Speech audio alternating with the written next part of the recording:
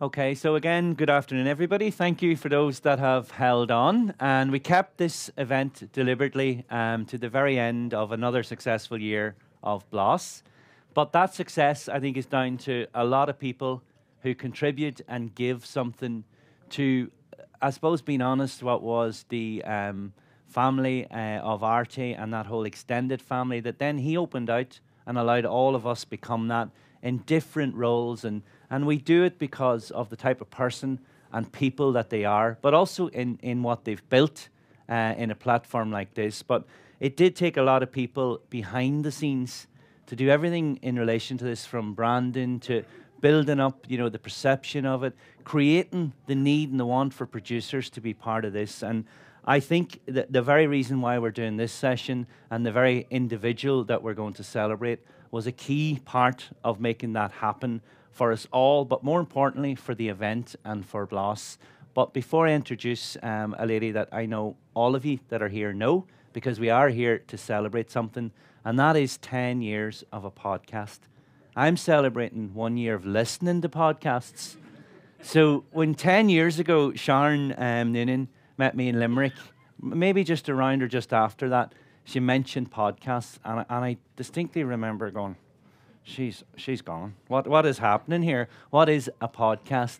So I don't believe that there has been a podcast that has been running for 10 years, but more importantly, a podcast that has given a platform to an awful lot of people, producers. It's built confidence. It has been influential to all of us, and I include myself in that, because that's speaking, that building confidence for one very simple reason. When someone puts a microphone in front of you, the person that positions it is the person that settles you down. And that person is the reason that we're here, and I want you to put your hands together to celebrate and welcome Sharon Noonan. Oh, thank you. Sharon. Oh, Brian. Don't break down on me at this No, stage. it's Come on, too early. I don't want to do a Mina's nougat. Yeah. we have 45 minutes of this to fill with 45 conversation. Minutes. Oh my God, 45 minutes. And firstly, a massive congratulations to you. And we will talk about where this came from as an idea and as a podcast in general. But how does it feel? I mean, sitting here today, knowing that you have had 10 years of a successful podcast under your belt now? Well, I can't believe it's 10 years. It has just gone by in a heartbeat. And I cannot take all the credit for the podcast. The radio show, that was my idea, my creation. But it was actually Geraldine O'Sullivan, who is hiding in the audience somewhere. Geraldine came in and produced the show in the very early days, and she would have said to me, look, I think we should put this online and make a podcast out of it. And I was like, knock yourself out, Geraldine, whatever. I don't know what that is. Yeah. So go ahead. But obviously it means that it's more widely available, because it's aired on a Tuesday night in West Limerick 102, and then it's repeated on the Wednesday morning. So, that's quite a small audience there in West Limerick. So can I ask you to go back and can I say, who is Sharon Noonan and where did this come from? Firstly, even where you were born, because you have a distinctive voice. Yeah, I'm a distinctive. Well, apparently when I was very young, I said to my parents, I'm not going to talk like you. Going to invent my whole individual new unique accent. And I would have got slagged off quite a lot at school for my accent. Yeah, Okay. It didn't, not everybody liked it. And when I was 17, I actually did work experience in a radio station just outside Belfast, and they said, forget about it. Nobody wants to listen to that accent. Oh. No. I think we should send them a wee tweet today, should we? Celebrating 10 years later. Yeah, imagine and it's funny then, even when I went to Queen's and I did French and business, I didn't want to do journalism. Aye. I really loved Terry Wogan at the time, the way he sat and interviewed people Monday, Wednesday, Friday. Didn't want to do it on TV because you have to look a certain way. You can't be shuffling about with notes. So, radio was something that I wanted to do, in a chat show on a radio station. But obviously I went off and did the sensible French and business degree. And when I was at Queen's, there was a community, it was Belfast community radio station then. So there was a few of us used to go down once a week on a Wednesday night. It was actually just after Stephen Nolan. That's where he would have started. Some people from the north would be familiar with Stephen Nolan. So he had a show, and then Lisa Flavel had a show. And I used to always say that if I made it, I would be Sharon Devlan as opposed to Sharon Devlin, because I was convinced her name's Lisa Flavel, but it just doesn't sound as nice as Lisa Flavel. Yeah. So there was a panel and we talked about different things. So, you know, I got to indulge in it a bit then. And then after I graduated, I went to Canada on an overseas export marketing program course. And when I was there was an opportunity to do some radio work that I went down and investigated. And they said, yeah, you're brilliant. Come along and bring $3,000 with you. And like, I'm from Ballymena, same reputation as Cavan has, as Nevin's Cavan. There was no way, if they'd said it was $300, I wouldn't have done it. Ballymena is the Cavan of the North, for those that don't know. Yeah. And it's often said, you know, you have to be from Ballymena and keep your money to yourself, you know. So Sharon, you got out of Ballymena, and obviously you're now living in Limerick and in Newcastle West. And I know your family is here today as well, which I'll touch upon later on. So that radio piece, that podcast, and then specifically tailoring it, I suppose, to food and food producers, where did that come from? Well, there was an ad in the local paper in Newcastle West, and they were looking for volunteers for the local community radio station. So I said, gosh, sure, I'll go and do this. Aye. And we were all there in the room in the first night, and they were going round everybody, what sort of a show do you want to do? And whenever they came to me, I said, I don't want to do a show. I'll do something behind the scenes, because nobody wants to listen to this accent. So it's funny how something is said to you as a teenager that like 30 years later, it's still there in your head. But they said, oh no, Sharon, out of everybody here, you have the nicest accent. So I said, well, I'm not doing a music show, because if you saw my music collection, it's even worse than Nevin's is. So very debatable. There was no very debatable. So there was no way I was doing a music one, and it just so happened then that I was asked to go to Dublin to judge at a different food awards, and whenever I was there, I met Nigel Bardham, who would be on radio over in the UK, and he was telling me about a food slot that he did with Simon Mayo. I think it was BBC Radio 4 at the time. Yeah. And I said, gosh, maybe I could do a food and drink show on the local community radio station. So that was maybe around April, May time, and you know, it was churning around in my head, and I hadn't really done anything about it. And I was in the States. We were visiting friends in Philadelphia, and Niamh and I'd actually gone to New York to see a play. It was about the boatyard. It was Northern Ireland production. Yeah. And I had said, I think Liam Neeson could be at this now if he's in town. And a girl that was there the night before said, I'm really sorry to break it to you, Sharon, but he was actually there last night. Okay. Vanessa Redgrave was there. His mother-in-law was there the night we were there. So Niamh and I went out for drinks afterwards, and she met a very good friend from Newry who actually works in the Irish Arts Centre. And Niamh came over and said, oh my God, Sharon, guess where you're going on Monday night, you and Michael? And I said, where? And she said, you're going to a drinks reception on 5th Avenue. It's a fundraiser for the Irish Arts Centre, and Liam Neeson is hosting it.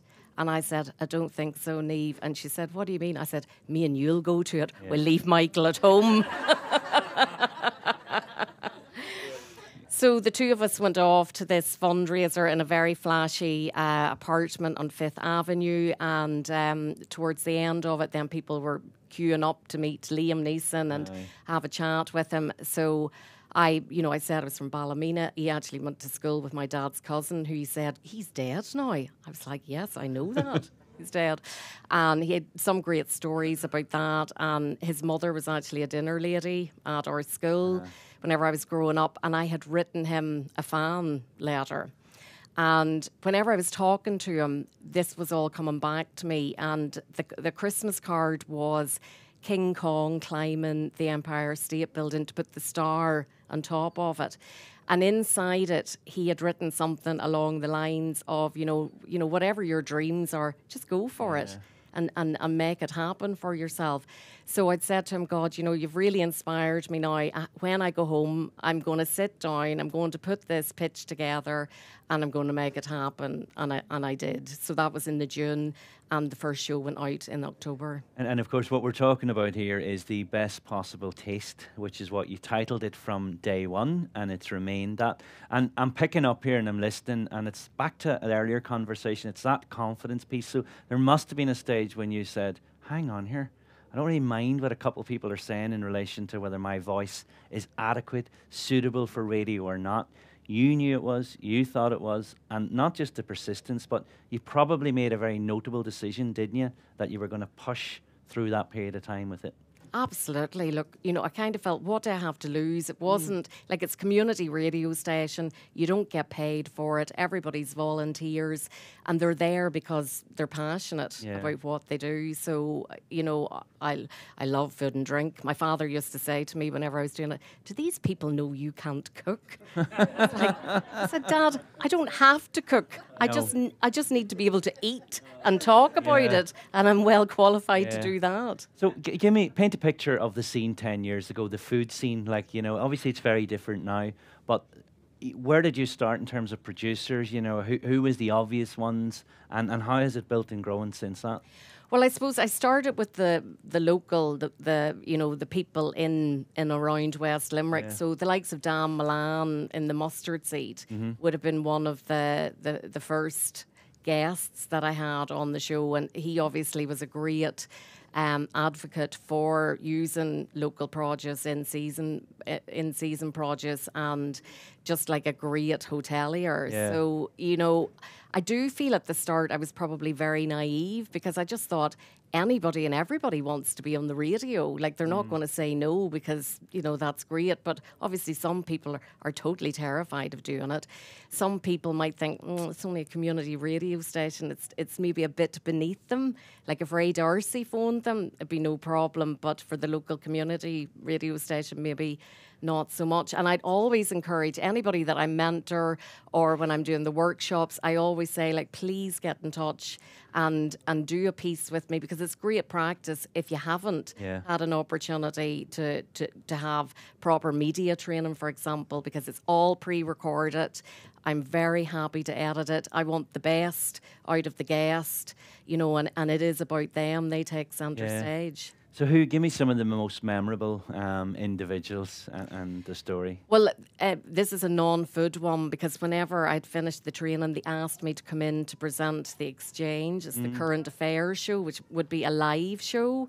So it wasn't just food, but a few men come in. I think there was like a vintage tractor thing happening that weekend. So one of them came in, and it's all live, so there's a bit of music or jingles going, and I'm introducing myself. And then your mom was like, you'll have to speak up, because I'm deaf in one ear. And I remember thinking, oh my God, how am I going to do a live interview on the radio, yelling at this man? But sure, look, it was all fine. But I didn't like the live side of things. That was too much. It was just too much pressure, and so I do like to pre-record everything. But one of the most memorable interviews was probably in Wexford, and it was during the Rock and Food Festival, where I interviewed Karen and Natalie from Bean and Goose Chocolate Company on a Ferris wheel that was going round and round. And we were drinking a local gin, I think, as well, a gin cocktail. So that was probably one of the most memorable interviews with a producer. Yeah, and I mean, I know of lots of people, including myself, that in the early days, and I will say one thing, when all of us go and when a microphone is stuck in front of us, you're not really in control, because you're looking at the person and you're kind of going, oh, they're going to ask, don't do, and everything races, Nevin. You'll know this races through your head. But I think with you... That is exactly how I'm feeling now, Brian. I was actually going to come to that, because Sharon has been chasing me down for the last 2 months, And I deliberately ignored her because she said, you know, we need to have a chat about it. And I said, no, this is a flip here. You've had 10 years of putting people on the spot. So we're going to do it, but we are going to do it in a nice celebratory way, of course. But I do remember this was in a field, like in Limerick, my own interview. And it was in my early days of not having a microphone shoved in front of me. But you definitely had it with ease. And she's doing it again. Look at that look. Look at that look. And the head goes slightly, and it's like, don't look anywhere else. Stay with me on this. And is that the style, or where did those skills, are they naturally there, or is it something you've had to change even over the years? Well, I was always a very curious child. Nosy. Yeah, that's what they would have said. I would agree with that. Yeah, curious. Your mum's nodding as well, by the way. Yeah, I'm over that side. Yeah, and like even whenever I was in Canada on the overseas export marketing program, and the consulate would be holding these drinks receptions and stuff, and we'd go home that night, and I'd be saying, "Did you meet this one? And did you know they did this?" And blah blah blah. And the girls were like, "How do you get all this information?" Right. And it was just because I liked asking questions and finding out about people. You kind of remind me of my mother-in-law. Do you know when I don't want to tell her anything, she's sitting looking, and Sharon does that similar thing, and all of a sudden you're starting to volunteer, and you're going away going, shit, I told her again. So, and you were able to. I heard that through multiple interviews. You were able to get a little bit more out of people throughout the interviews. And even I worked in aerospace for a while. Whenever they were. The plans were in place for the Airbus A380.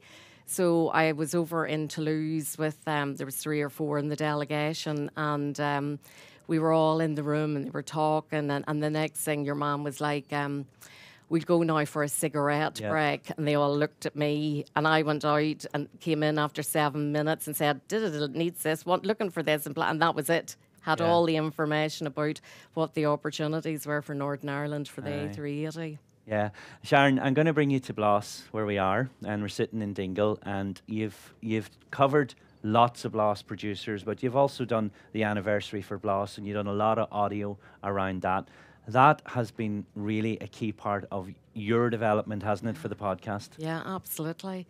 Like, I get so many guests from Bloss and Éireann, and I've also, I get clients from it as well. Yep. I'm part of the mentoring program, like yourself, for Bloss and Éireann, and it makes my life so much easier whenever I have a list of people that I can send an email out to say, what news have you for me, and are you available to come on? And I'm so very grateful to Artie and Fallon for all the opportunities that they have given me. And I did a radio documentary a few years ago, funded by the Broadcasting Authority of Ireland, on Devlin's Yellow Man, which is like a secret family recipe. But then it was great to actually do a documentary on 10 years of Bloss and Éireann as well, and I got funding for that. So, like, all the different opportunities that come out, and just like knowing the likes of Nevin there and yourself, like, you've always been very generous with your knowledge whenever I've asked you about things. Like, I was working with somebody, they wanted to get onto TV. You and I had a huge conversation about that, and you told me all about your first experiences with screen tests. So, and I look back and think, God, I had a bit of neck sometimes phoning people up and asking them things. You can guess who I asked. He's sitting here in the audience, like, I go, Nevin, help here. So, that is what it's about. It's talking, and it's freely giving away the information. But, to do that and to reach people, whether it's a personal experience that we have all learned from, or we can learn from, we need the platforms. And, like, you have provided that. So what is the podcast in terms of, is it 20 minutes, half hour? Has it changed? And from when you started podcasting to now, what has been the main difference in, I suppose, your production, your preparation, and how you execute it? Well, whenever I'd put the pitch in to do the show, I was like, I will need a producer. I'll need somebody to do the tech. Yeah. I'll do the chatting. I'll do the getting the guests, but the technical side, I'll need somebody to do that. So Geraldine did that and was absolutely brilliant. We used to go in to the studio at 6 o'clock on a Tuesday night and come out at 8 o'clock. We'd done the interviews, but Geraldine worked the magic and put everything together, and the jingles and all of that. And I don't know at what stage it was, I was looking at Geraldine thinking, Geraldine's pregnant, Geraldine's going to have a baby, and she's not going to be driving from Killarney to West Limerick every Tuesday night. So that was a baptism of fire. Like, she gave me all the training and everything I needed to do. But I can remember on a Tuesday night doing something and ringing Michael in and saying, oh my God, I've spent 2 hours at this and I've just lost everything. I have to start again. And we would have had maybe 5 guests on at the start, and then it moved down to 4, and now it's kind of round 3. And instead of putting the whole show up onto the podcast, I just do it, and it's the individual interviews that go up, and that's just changed now this year. But just little tweaks over the years, but everything is easier now than it was 10 years ago. Absolutely, yeah. So when you're switching off, what are you listening to as a podcast? So I was actually asked that question recently, and Anthony O'Toole, who's here, introduced me to Ruthie's Table. Okay.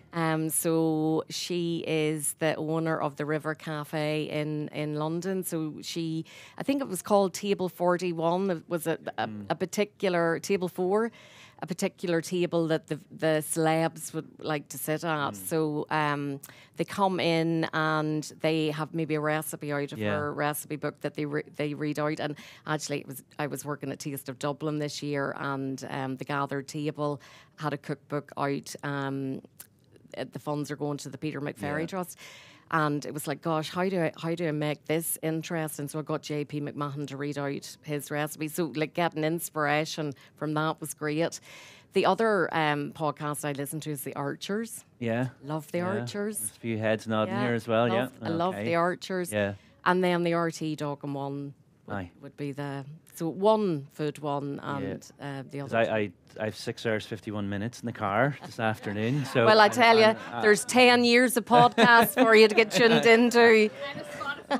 Yeah. Oh yeah, and the Spotify, and on the Spotify. Yeah. Sharon, like any of us, none of us can do anything on our own, and you've already cited the likes of RT and Bloss and the producers, the chefs, and everybody you've had as a guest. But just for a minute, your family, because obviously it's very key and important to you. Who's here? So my mum is here. Elizabeth, yeah. And to be fair, Mum does listen to it, because the odd time I say things about her which she says are completely untrue. And Elizabeth, is she still as nosy now as she was? Yeah, okay. Yeah, I love the way she says I was always curious. It's a great way for Irish people to say I'm as nosy as hell. So she still is, okay. And who else, Sharon? My brother is there standing up down the back. Is it? Yeah. Yeah, hi Mark, you're welcome. And he's very good, he listens to it as well. Oh, he tells you anyway. Yeah, because he'll send the odd text if something isn't the way it should be. So that's, always very useful. You've referenced Michael, your husband, and I take it that he ran at the point of where he has. So there is Michael. Hello, Michael. Michael's feeling a little bit under the weather today. He's a bit delicate. I think, very late night. I think 90% of this room is, including some of us. That's why we didn't make the swim this morning. So, apologies for that. Talking about that swim, there was a lot of very disappointed people that did not see you and Nevin in your Speedos this morning in Ventry Beach. Trust me, you dodged a bullet on that one, I can assure you. And it was a lovely thing to do today. Sharon, your own 2 children? Yes, Hannah and Mikey are here, Good. You're very welcome, and you all should be very, very proud, certainly, of Sharon. And I think I'm going to go back to a minute, because your 2 kids in general started something a couple of years ago, and, the jokes and the joke of the day, and I have used them in our house where I've just been told, that's a stupid dad joke. And I go, no, it's not. And they're not. They were really creative in what they did. Do you want to explain that for a few minutes? Because I think that was a nice timing piece for you as a family as well. During lockdown, Hannah decided that it would be good to tell a joke every day just to lift people's spirits.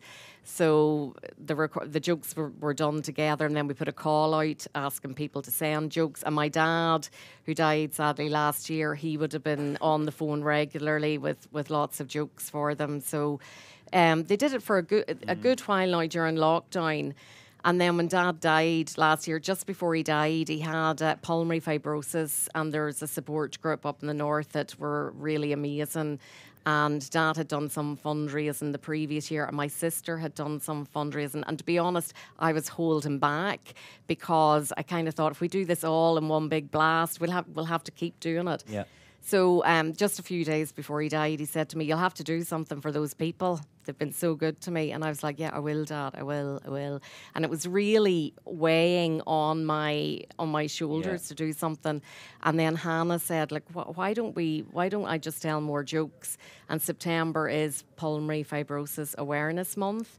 So they did a joke every day. Yeah. People contributed to it, and then there was a fundraising page that they raised over £10,000 sterling. So they did a tremendous job.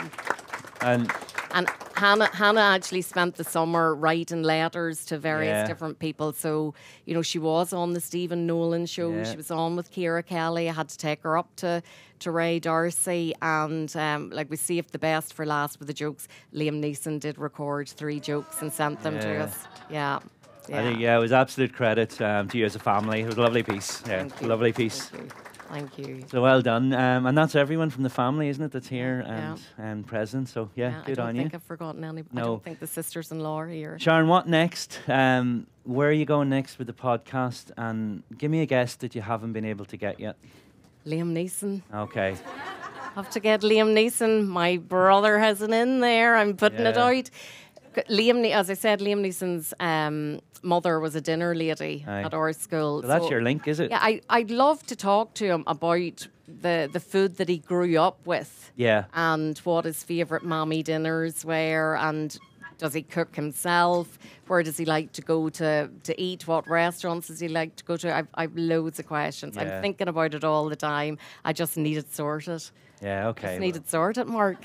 Well, when we're sitting here in 20 years' time, you better have had it done at that stage. Okay, what I'm going to do is I'm going to open this up, even if you just want to say congratulations to Sharon. And I know that, we're all very proud, and rightly so, but it's you that should be proud, your family, and that's why they're here. And it's just nice that it's here as part of BLOS and that occasion and all that we do to consider ourselves part of the big extended family. So does anyone want to ask a question or pass on their congratulations? Artie, and Sally and Caroline. I just want to say huge congratulations, but when Sharon joined us, she changed all of our social media. She's written most of my speeches, makes me sound good. So I just say, Sharon, I can't believe it's 10 years, but wow, thank you. Thank you, Artie. Yeah, thank you. Well done. Thank you. And we have Caroline and Sally. Yeah. Thank you, Artie. So I've worked as a producer and as I'm also the chair of the Irish Food Writers Guild, so representing our food writing awards. And Sharon has always been incredibly generous with her time when we're doing events and things like that. So I just want to say thank you on behalf of the producers, which I was one, and also to represent the people that are out there that mightn't necessarily have a voice. You're taking all these lovely little stories, and these are people who wouldn't necessarily get onto mainstream radio, but you can find the podcasts, which is brilliant. So it's also an incredible resource for any journalist who's looking for background on somebody that they're interviewing. So I just want to say, Sharon, thank you. 10 years is an incredible achievement, so really well done. Thanks. Well, thank you, Caroline. Thank you. Very credible recognition coming from you. Thank you. Yeah, Sally. Just to add to my voice to that, every time you do anything, Sharon, you just completely over-deliver. So, I've worked with you on Electric Picnic, and I've asked you so many questions over producers, things, and equipment, how to do things, technical expertise, and ask you anything, and you get 10 times the result back. So thank you very much for so many years of advice. Thanks, Sally. Thanks, Sally. Well done. Thank you, Sally. And I should say, Sally, when the Foodie Forum took place in Galway on a few occasions, and I remember sitting down and interviewing you and John saying to me afterwards, "You ask great questions, Sharon," and that it meant so much to me because again, it just gave me a bit more confidence in what what I was doing. So I really appreciate all the support that you and John have given me over the years as well. You're always on top of everything. You know, I just have so much admiration for that. You know, you ask the right questions, you have the right equipment, you know the right people, and you're always there to help. Yeah, well done. Thank you, Sally. Thank you. Anyone else? Yeah. Thank you. Hi, Sharon. I can remember the first time you ever interviewed me. We were sat in your car in a side street in Cork and it was raining a lot.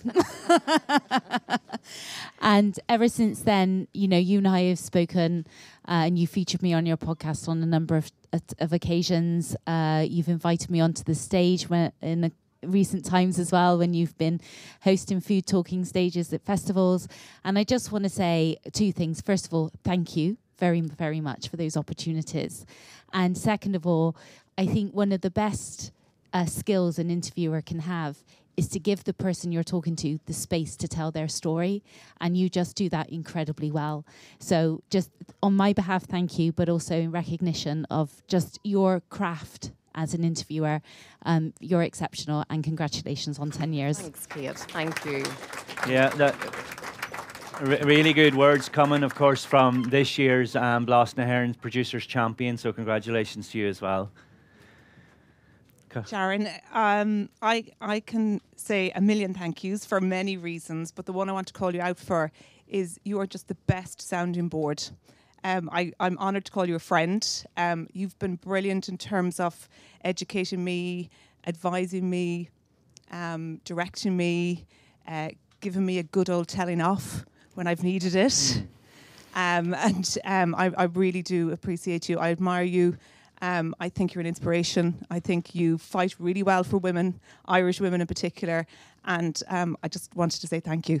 Thanks, Annie. Thank you, Annie. Yeah, well done. And Annie had sent me a message a few years ago to say, you know, I've some news, you know, would you be free for a call? And whenever she came on, I said, well, it's two of these. You're moving to Ireland, you're starting your own consultancy business, or you're pregnant. I'm not pregnant, Sharon. Okay, well, I think that we could all... Yeah, go ahead, Anthony. Yeah. Sharon, I think you are the queen of organisation. I recently worked with Sharon on a project and she's been fantastic. Echo what everyone's saying here today. You were amazing. That soundboard, just to have, anything I ask you, you're like, yes, no problem. Even if I have a problem, you're like, I'll deal with it. You're just fantastic. And you are like brilliant at networking. Like everyone, particularly in a project that Sharon worked with me in Wexford, they all talk about every time they go, can I contact Sharon about the podcast? She said yes. I was like, of course. And then sometimes they're like, I haven't done that, what Sharon said, about networking. Or particularly here, there's a few of Wexford producers are here and they're doing what you said. Come with a list of people that you want to meet. If it's, Brian McDermott or Nev Maguire or Annie Dunn or, Fallon and Artie, like just producers won't even go up and say, thank you or talk to them. You are the person who says, go up and do that. And there's people who have done that. And it's, it's credit to you for telling people to do that and the simple things and making it happen as well. So thank you. And thank you to me as well, because you are a soundboard. We speak, I'd say, every couple of weeks. And we tried to set a time limit of 30 minutes, and 2.5 hours later, we're still talking. Yeah. And it's brilliant. It's really, really good. So thank you. Thank you. Lovely. Thank you, Anthony. Yeah. And Cara? Sharon, I just want to say one thing. I emulate what everybody has said in the room. But most of all, what a good friend you are.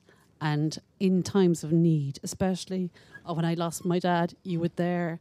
And very, very emotional times when you lost your dad. We're a big family, and thank you very much. Thanks. Thank you, Cara. Okay, I think that is as good as it'll get from the world of producers, friends, journalists, and everybody that's in the room. I think we can all echo each other in our sentiment and graduation towards you, Sharon, and what you've achieved. I don't think any of us would have matured the way that we've matured without the interviews, the telling offs, the soundboards, and everything else. There's not that many telling offs. There's been a few. But I saved those for my family. They may appear in videos later. We'll see about that.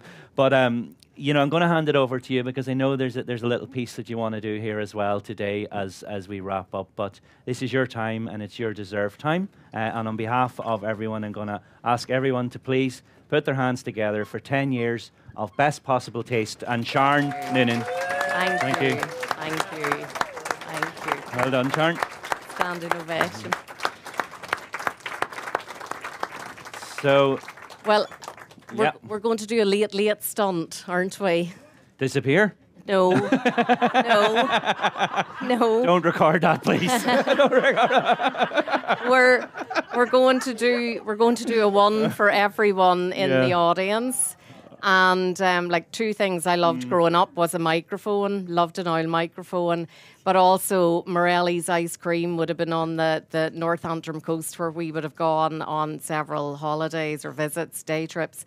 And so down at the back, they are working away now. They are going to give everybody or anybody that wants one the Supreme Champion, Morelli's Mango Sorbet, but we're going to do it microphone style and cover it with chocolate sprinkles. But if you'd rather have it without the chocolate sprinkles, that's fine. So I'd love it if you did it like a selfie with it, put it up onto one of your social media platforms, and be sure to tag me in it. That would be brilliant. And that will be lovely. And I suppose this is our wrap-up, Artie, isn't that correct? So I suppose just to extend a big thank you to you and to your family and to the family around you who put this together, because without this, none of us are anything. And this is where a lot of network has happened again this year over the past couple of days, at least that I am aware of, and also to Bank of Ireland for their sponsorship. And where is Vivian? Yeah, Vivian, who has kept, this,